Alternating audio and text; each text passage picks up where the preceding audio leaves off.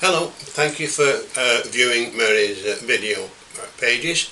We're always glad to see you with some exciting videos coming up. Please, you must see these. Don't forget to subscribe, and I'm going to ring the bell for Mary. Ring that bell. And this one is from KUSI with a guy called Dan Plant. Dan, that's P-L-A-N-T-E on the end. Dan interviewed Mary first about 30 years ago, and would you believe today, 2002, he's still an anchor on KUSI News. He's a wonderful, wonderful guy. He's been there that long. And so that's it. This one is dedicated to a deceased friend of ours called Fred Saxon. Fred was an anchor with Dan on that's why we've dedicated it to Fred Saxon with Dan, and he was a great guy. Fred, he was a lovely guy.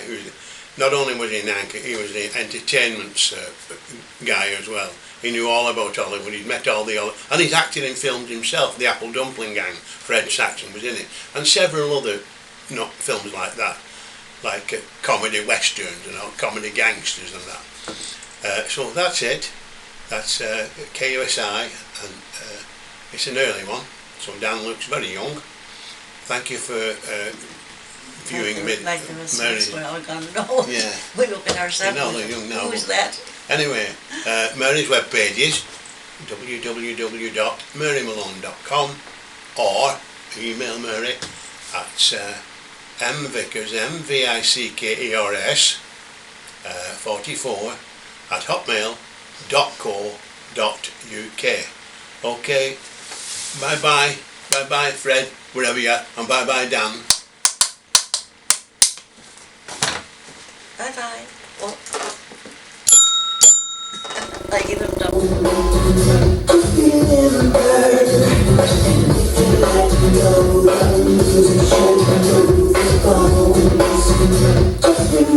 And welcome back. We've been looking forward to this. You've probably seen Poltergeist and The Sixth Sense and the others as movies, but how real are some of these things in the movie? And is there really such thing as ghosts? Mary Malone is here, and she says not only yes, but Mary, you can prove it. Good morning to you. Good morning, Dan. It's so great to see you. We had done the show one other time and just had a great time with you. Thank you so much for having me on. You know, since we last talked, you have entered into this home, which is a classic old historic home here in San Diego, and we have some pictures of it.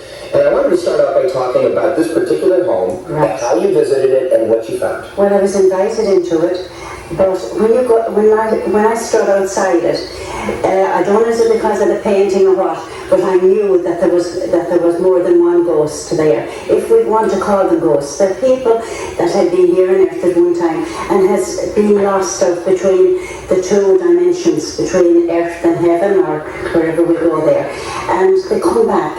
Now, when I walked in, the first thing I seen was a little girl in the office, and the little girl was about 14.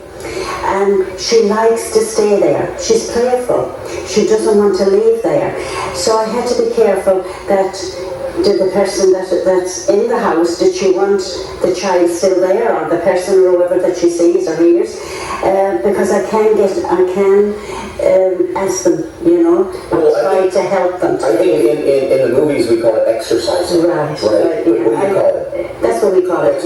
And I do it with the rosary and with holy water. Because you are actually Catholic, an Irish Catholic. That's right. And so you're a mystic. Which is a little bit different. But I think mystics also get a lot of other things that comes in that you can see. I mean, I see the Blessed Mother and I see the saints and the angels and that. But I also see what you would call a ghost. You can see through them. But they do speak to me when I'm in the house. They would speak to me in my soul, in other words. So I can talk back to them and say, well, why are you here? Why aren't you moving on? And often they'll tell me why. And in this particular case, did you actually communicate in some way? And what was the message? She didn't want to leave. She was happy on earth, she said to me. She was happy with the woman that was in the house. And I asked that woman later on, I said, how do you feel when you see her around? She said, oh, she takes all the books out and throws things around. I said, because she's only a 13, 14-year-old kid, and she's playful. Right. And she wants attention. And now she was taken away from Earth quickly. So she, like a lot of people that could be in an accident and find themselves, they're out there, they're up, you know, heaven is only there. So we're out in another dimension. They don't want to leave here, they don't want to follow the light. And there's a light above you. And I say to if there's somebody that wants to go out, I say, right, just stay with me for those few minutes. And I close my eyes, and I see them as I close my eyes. And they're standing there in the front of me, like you are. Now, if I open my eyes, I only can see like the shadow.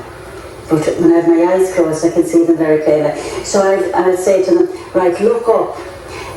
Follow the light that you see. There's such a body there. There'll be an angel there, because we all have the angels with us. And the angel that comes in with us when we're born stays with us. And when we leave they're still there, but you have to ask them to take you to the light or wherever God is, or can we stay here? And because we have that free will, sometimes He allows us to stay. Other times there can be a ghost that's not good.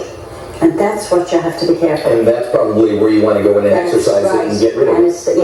And where this little girl, and there's other people in this house as well. There's a man that smokes a pipe, and you could smell the pipe. Now that is a historic old house that was recently, I think, painted. It's been written about and it's been talked about for and when you look at decades. it outside, because it's dark, like a dark green, it looks like a haunted house. It does look like a haunted house. It's what I would envision to be a haunted house. Exactly. I wanted to show this because you actually have, you know, just a lot of things going on, but I wanted to show all the magazine covers that you have been on. A lot of these are the Star and the Globe and the things like that, but you have been quoted all over the world for things that you have done, things that you have found, and I mean, a lot of people believe in this, and it's not just a bunch of phony baloney in the minds of a lot of people.